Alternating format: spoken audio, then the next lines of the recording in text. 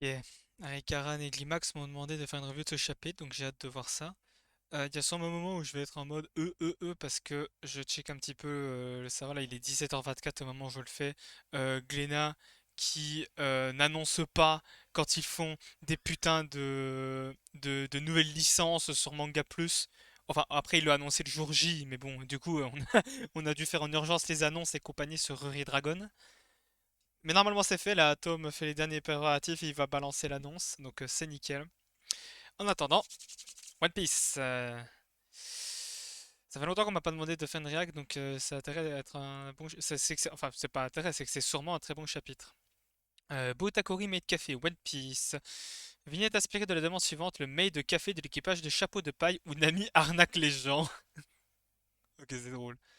Chapitre 1149, une seconde. Ok, donc là il s'est fait arnaquer par Nami, du coup, je suppose. Ou Sopo. Je sais pas ce qu'elle a écrit, là, il y a... Ah, My Gold Mine, ma mine d'or. Ouais, évidemment, du coup, c'est l'arnaque les gens. Ah, il y a Lilith. Why not? Why not? Ah! Hein? C'est qui celui-là? C'est Caban! Quoi? Il a réussi à le blesser, comment c'est possible? Qu'est-ce qu'il a fait? J'ai perdu la main. Putain noyé. Mur de ronce! Bam! Oh, le ratiboiseur! C'est ironique que le ratiboiseur s'occupe du mec avec les ronces, hein. Qu'est-ce que tu fiches à Elbaf? Laissons de côté les sujets sérieux, tu veux? Oh, hein, vous l'avez rencontré au château? Oui, il n'a eu aucun mal à prendre le dessus sur le fils Zoro. C'est le père de Coron, le garçon qu'on a vu à l'école. Ce vieux crouton? C'est bien entendu, il s'appelle Gaban. Oui, c'était le bras gauche du roi des pirates. Il était l'égal de Rayleigh. Qu'est-ce qu'un mec comme lui fait au pays des géants? Ses attaques ont fonctionné, comment il a fait? À défaut de pouvoir bouger, je peux toujours l'épauler avec mes pouvoirs. Non, Robin, ses épines sont dures comme l'acier. Tes attaques à main nue ne font absolument pas le poids. Et pourtant, qu'est-ce que ça a été la goutte dans le dernier chapitre? Attaque de ronce et on fait écarlate. Voilà ce que j'appelle ne plus pouvoir poser le pied à terre. Je suis pressé. Approche. H céleste. Il se fait disrespect. Par contre, je suis sûr qu'il est pas mort de ça. En général, Oda ne met pas des morts aussi graphiques qu'un mec qui se fait trancher comme ça si c'est pas pour qu'il soit encore en vie. Je suis sûr qu'il est vivant d'une manière X ou Y. Oups. Hop. Il va tomber sur les pics. Il s'en est fallu de peu. Ok, il tape sur les pics, il rebondit et hop là il est reparti. J'arrive, Coron. Hein? Il l'a battu à plat de couture. Tu vas où, Chopper? Aïe, oui. Oh merde. Comment il s'y est pris pour découper un type censé être immortel? Je sens que c'est important. Ah! Chopper qui va aller chercher la réponse. Ça me fait plaisir. Attendez, je réponds juste à Atom. Hop, hop, hop. Voilà. On est bien. On annonce Ori Dragon. Let's go! Emoji hype. Voilà. Il va annoncer tout ça. Alors, continuons. Hop, je suis pas sur le bon onglet. Voilà. Voilà, c'est parfait. Oh merde! Oh merde, elle l'a quand même brûlé du coup? Ah bah oui, il y avait Killingham, elle était obligée. Mais attends, bah non, il avait dit soit vous la... Ah mais si, Jarou l'a dit brûler là. Si, si, si, si, si, si, si. Le fait que c'est mort, ça fait casser la gueule par cabane, ça change rien. Tu peux être fier de toi. L'important c'est de savoir comment se rendre-t-il. Je me charge de la bibliothèque, espèce de connard. Ah! Ouh ah ah, c'est qu'elle brûle bien. Il y a le hibou dedans. Il va crever aussi. Il va finir en KFC. La bibliothèque! Oh non, Robin est Saul. Oh! C'est pas de votre faute, Seigneur Jarl! Les textes de nos prédécesseurs, notre histoire. Ici Keringham, mise à feu réussie. Reviens, petite. Tu devrais être contente, non? Partons. Pardon d'être en vie. Tout brûle à cause de moi. Je suis désolé. Ne dis pas ça, Ronja. Tu n'y es pour rien, Ronja. Oh, la pauvre gamine, putain. Leur culture, leur histoire, leurs enfants, leur puissance militaire. Vous n'avez pas le droit de les en priver. Gaban. Annoncer le nom du roi des pirates. Tu es conscient que toute résistance entraînera la mort d'un otage, n'est-ce pas? Ah, monsieur Ya! Coron, Ya est là! Hein? Il est venu nous sauver! Je t'en supplie, Coron, ne me fais pas signe! C'est mort. Papa! Regardez, c'est mon papa, j'ai dévoilé une information capitale. Ah, il va se faire buter. Enfin, non, à mon avis, ce qui va se passer, c'est que du coup, elle va le mettre en otage. Papa, mon père est là, les amis, vous allez voir, c'est le plus fort, il va tous nous tirer d'affaire. Hurrah! Et voilà. Loupé. Ouah, arrête! Tu m'autorises à le tuer, c'est ça? En tout cas, c'est ce que tu laisses entendre en me défiant. C'est l'occasion ou jamais. Je veux pas encore éteindre l'incendie des bibliothèques et sauver les enfants. L'avenir d'Armarf est en jeu. Je dois l'éliminer d'un coup. Tiens bon, Coron, rien qu'une seconde. Je sais que tu peux le faire, t'es un costaud. Oh putain. Ok, donc là, il compte sur Coron pour tanker le temps que lui, il a pété la gueule à Gonko. Ok. D'accord, papa! Tu ne t'en sortiras pas indemne, mais je ne la laisserai pas te tuer. Je suis un guerrier! Règle-les sans corde! Coran! Quand on meurt, c'est pour de bon. Putain, belle paire de couilles, hein, le Coron pour être en mode vas-y, papa! En fait, le truc, j'adore parce qu'il a confiance en son daron. Il est en mode je vais avoir mal, mais je suis un guerrier et mon papa, il va venir me sauver, il va être tout carré. J'adore. C'est notre enfant, Ya! Ce qu'il est grand et mignon aussi. Merci de l'avoir mis au monde, Ripley. Je le chérirai jusqu'à ma mort. Pourvu qu'il n'arrive rien à mon garçon! Aïe, si je ne l'arrête pas maintenant, les choses me feront encore pire.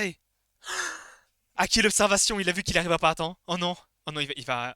Je tiens bon! Coron! Arrête! Je me rends! Pardon, Herba! Faible créature. Où les trois flèches? Pardon, Coron. Tu as dû avoir mal. Hein? Papa! Papa! Il y a Chopper qui saute! Papa! Oh putain de merde! Papa! Monsieur Ya! Papa! Père! Père! C'est quoi ce souvenir? Yo! Mon rêve, c'est de devenir pirate! J'ai fait exprès de pas regarder à gauche parce qu'à mon avis il y a une grosse dinguerie. Mais attends, il y a un lien entre Gunko et Brooke déjà. Allez, j'essaie de pas regarder parce que je vois qu'il y a une grosse case en dessous. C'est vrai qu'il y a une ressemblance. Réfléchissons à un moyen de nous échapper. Ah, désolé. Brooke? C'est toi, Brooke? Ah! Ce n'est pas le moment de lambiner. Aïe! Le Seigneur est mou! La Terre Sainte est en proie aux flammes? Ouais, il lui arrive quoi celle-là? Son visage est devenu super flippant. Elle a absolument besoin de renfort. Mou va vous montrer ce qu'il advient quand Dieu prend le contrôle. Je peux pas, y a de l'eau dedans. Oh la vache! Oh sa mère la flûte.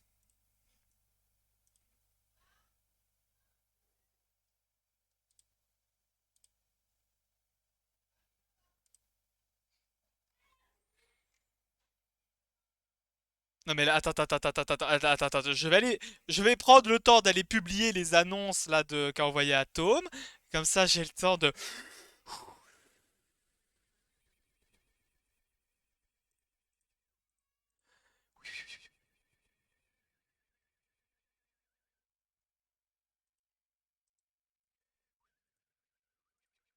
Ah, je vois que ça parle sur ça le One Piece.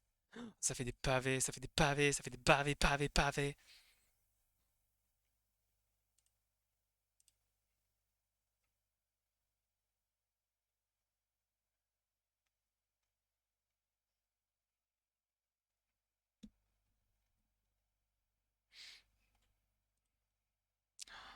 Oh sa mère.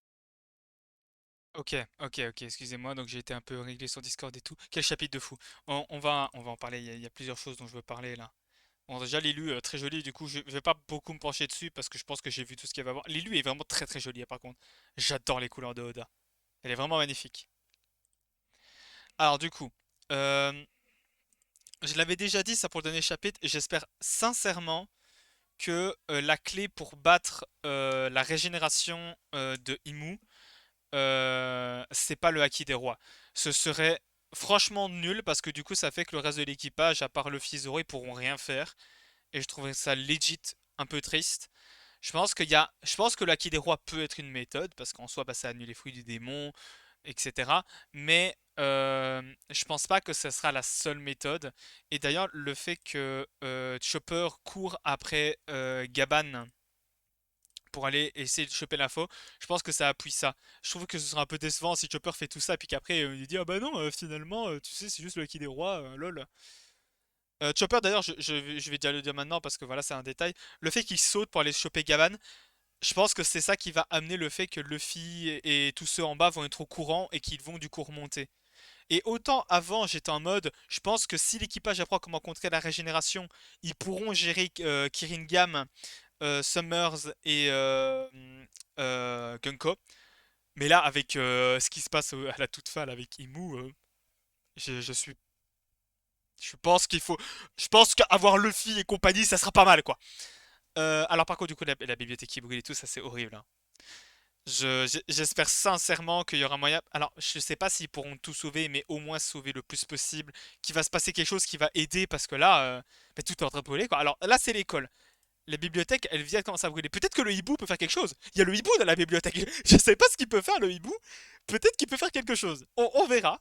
Je suis pas fermé à cette idée-là. Ensuite, à Jarou, les Ronja, ça m'a fait un peu de peine quand même, hein, le voir, ils voient leur pays qui se fait littéralement détruire et tout, Ah, c'est giga triste.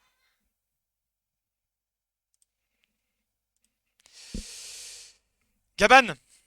Gaban qui arrive, évidemment. Voilà, bah, ça, c'est ce que j'ai dit pendant que je lisais, hein, que évidemment Coron n'a pas su se retenir, mais que du coup, il demande à son fils de lui faire confiance. Il ressemble beaucoup à Rayleigh, je trouve, à Gaban. C'est un peu marrant. Genre, en vieux, je trouve pas du tout, mais là, je trouve qu'il a un peu une gueule de Rayleigh sur l'image. Je sais pas si on voit ma souris, mais sur la case flashback au milieu tout à gauche. Euh, alors, par contre, du coup, là, j'ai plusieurs choses à dire, je pense. Du coup, bah, voilà, Chopper, j'ai dit qu'il saute Chopper pour aller sauver Gaban. Je pense que ça, c'est un détail qui va être important. Parce que s'ils vont au royaume des morts, c'est sûrement comme ça que Luffy et les autres vont être mis au courant. Je pense pas que Gaban va mourir. Je pense que Gaban est clairement pas du genre à mourir aussi facilement. Par contre, là, bah, il sera pas remonté. Il a plus sa hache, il s'est pas volé de ce qu'on sait. Donc, il sera pas remonté lui-même. Et en même temps, je pense pas que Gonko cherchait autre chose que d'éliminer la menace. Pas forcément de le buter parce que je pense que Gonko sait qu'elle se fait soulever, hein. C'est pour ça qu'elle a pris Koro en otage. Je comprends pas bien ce qui est derrière le pardon Elbaf.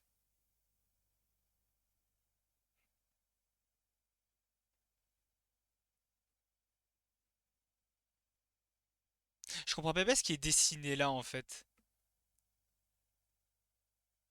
J'avoue que moi pas comprendre.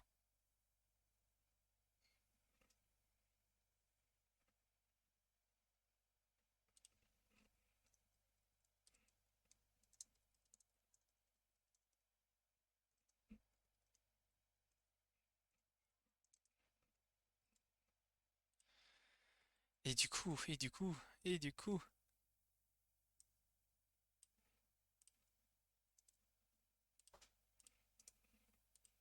Là c'est sur cette dernière page qu'on a beaucoup de choses à dire, hein.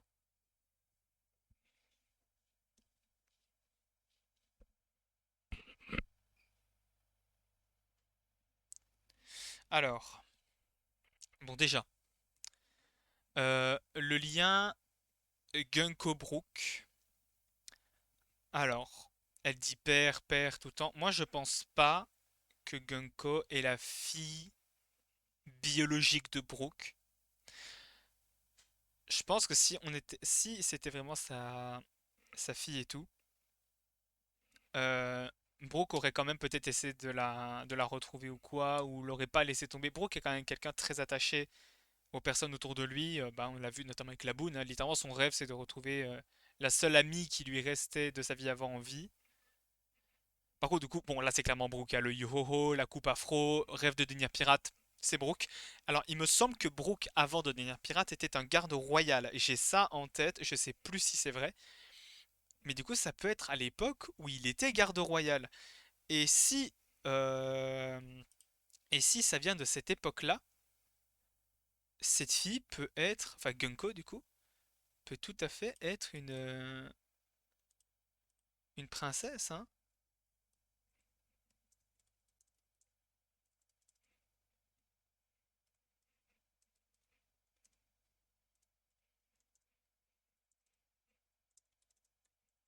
Excusez-moi.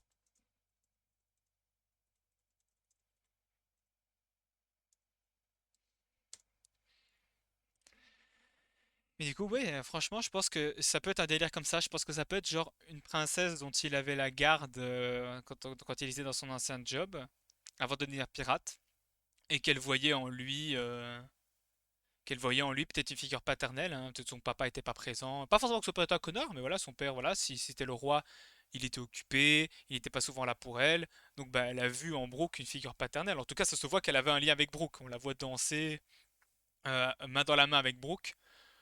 Je pense que je me mouille pas trop en disant qu'elle avait un lien très affectif avec Brooke. Euh, Maintenant, voilà, est-ce que c'est vraiment une princesse? Est-ce que on est sur un truc voilà, est-ce qu'on est sur un truc enfin, moi personnellement, je pense vraiment pas que c'est sa fille biologique. Mes pensées sont complètement chamboulées, je suis un peu fatigué et en plus il y a le morceau à gauche là dont on va parler après. Donc j'essaie de mettre mes idées en place. Mais tout ce que je veux dire, c'est que je pense pas que c'est la fille biologique de Brooke. Non, elle a un lien fort avec lui, ça c'est sûr. Et du coup, par contre, oui, voilà ce que je voulais dire. Il me semble, sauf erreur de ma part, quand on a présenté Kiringam et Somers, on a dit qu'ils faisaient partie d'une famille de saints. Genre, bah, justement, moi je me rappelle Somers, c'était la famille Shepherd, qui est donc la famille du doyen Jupiter notamment. Gunko était juste présenté comme étant Gunko.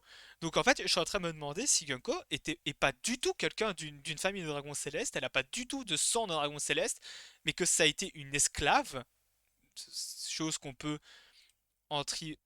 imaginer là sur la case en bas à droite sur le fait qu'elle pleure, elle a l'air capturée, etc. Enfin, c'est peut-être moi qui. Ah non, c'est Célinette, je croyais que c'était une corde. Mais peut-être qu'elle a été esclavagée par les dragons célestes et que d'une manière ou d'une autre, elle est devenue une chevalier divin. Mais du coup, elle est peut-être pas de sang noble, enfin de sang noble si, parce que moi j'ai dit peut-être qu'elle est une princesse, mais pas un dragon céleste en tout cas. C'est une possibilité, je suis pas fermé à cette idée-là. Par contre, du coup, ce morceau-là. Alors, en plus, Brooke il dit que c'est vrai qu'il y a une ressemblance, il y pense et tout, donc c'est clairement Brooke, hein, ça je pense que c'est clair et net. Par contre, vu comment Gunko réagit, c'est quoi ce souvenir? Elle s'est fait brainwash, elle s'est fait laver le cerveau. Et très certainement, du coup, par Imu. Et d'ailleurs, il y avait une théorie très populaire, moi que j'adhérais quand même assez bien à cette théorie, comme quoi Imu avait le fruit de l'encre et que ça renvoyait aux démons dans les dessins animés, etc. Sur plein de points, le fruit de l'encre colle assez bien à Imu. Et je trouve que l'idée de pouvoir réécrire, le terme vraiment réécrire des souvenirs à quelqu'un, ça pourrait coller au fruit de l'encre. Je sais pas, je trouve que ça marche assez bien. Maintenant, putain, Imu qui peut prendre le corps de Gunko.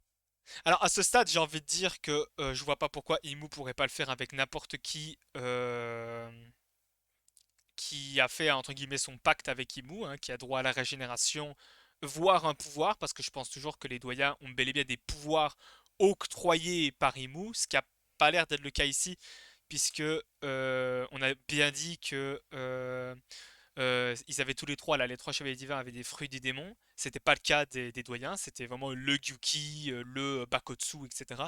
Donc, ici, on a vraiment dit c'est des fruits du démon, donc je pense pas que leurs pouvoirs viennent de Imu. Par contre, ils sont bien et bien ce qu'ils appelaient la marque qui leur permet de se téléporter, etc. Donc, ils ont fait un truc vis-à-vis de Imu.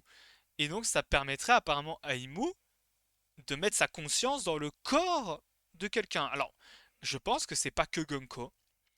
Je pense que c'est tombé sur Gunko parce que peut-être elle a un moment où son esprit était un peu plus fragile vu qu'elle vient d'avoir son gros mind break vis-à-vis de Brooke. Mais je pense personnellement que c'est pas limité à Gunko. Enfin, je vois pas pourquoi ça serait limité à Gunko en fait. Je vois pas de raisonnement logique qui fait que ce serait limité à Gunko.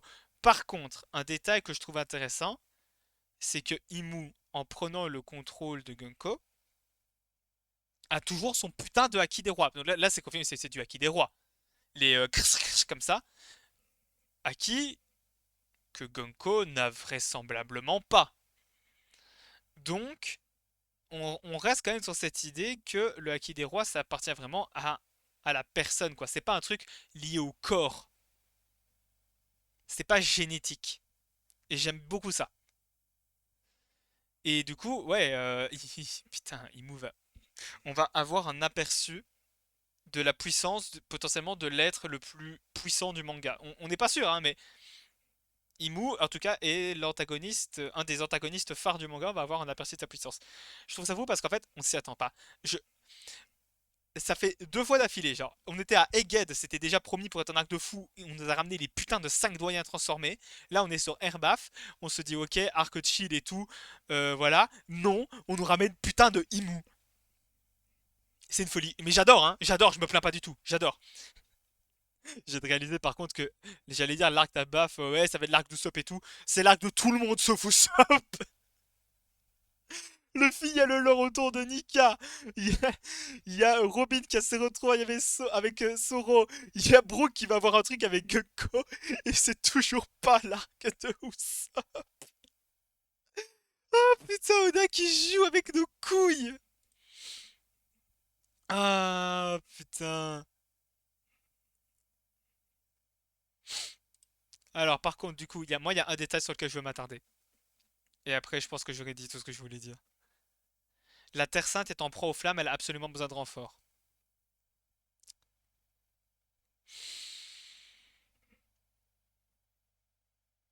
Je sais pas ce que je dois interpréter de ça en fait.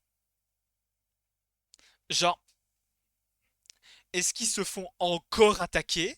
Parce que du coup, il y avait eu les révolutionnaires qui avaient mené une attaque, et ensuite qui ont assiégé Marie-Joie pour, euh, pour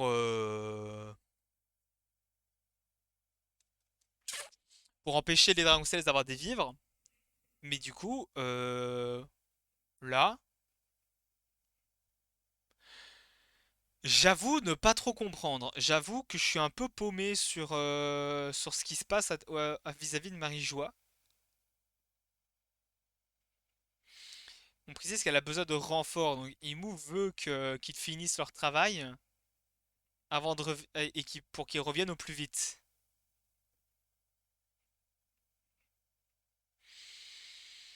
Hmm.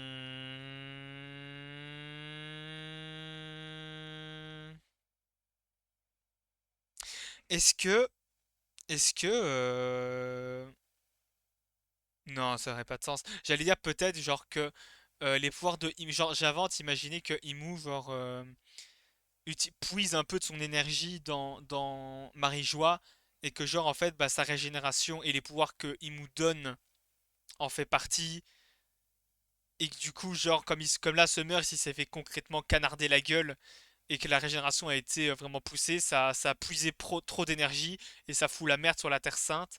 Et ça expliquait aussi pourquoi on n'envoie pas autant les chevaliers divins et les doyens au combat. Mais en vrai, bah non, ça colle pas. Enfin, vraiment, là c'est vraiment plus cette idée d'avoir besoin de renfort. Donc finissez votre mission, vous êtes trop lent, c'est bon, vas-y, je débarque, je vais vous aider. Mais alors pourquoi Imu intervient pas sur Marie-Joie? Genre pourquoi Imu prend pas possession du corps d'un chevalier divin pour aller combattre il ou elle même Je suis très perplexe. En fait, voilà, autant le chapitre là, il est exceptionnel ce chapitre, hein, vraiment, je suis ultra fan. Autant voilà, les autres trucs, j'avais des petites suppositions basées sur par exemple tout, autant le truc de la Terre Sainte en flamme, pas d'idée. Pas d'idée du tout, on va pas se mentir. En tout cas, très bon chapitre. J'espère avoir dit des trucs intéressants. Climax Harikaram, désolé pour toutes les pauses que j'ai faites. J'ai dû gérer le Karuri Dragon en même temps, c'est fatigant. C'est fatigant. Au moins Glénat l'a annoncé correctement après, mais ça reste quand même fatigant. Des bisous. Très bon chapitre, je suis très content. Merci Oda. Et y a pas pause la semaine prochaine. On va tellement bien manger.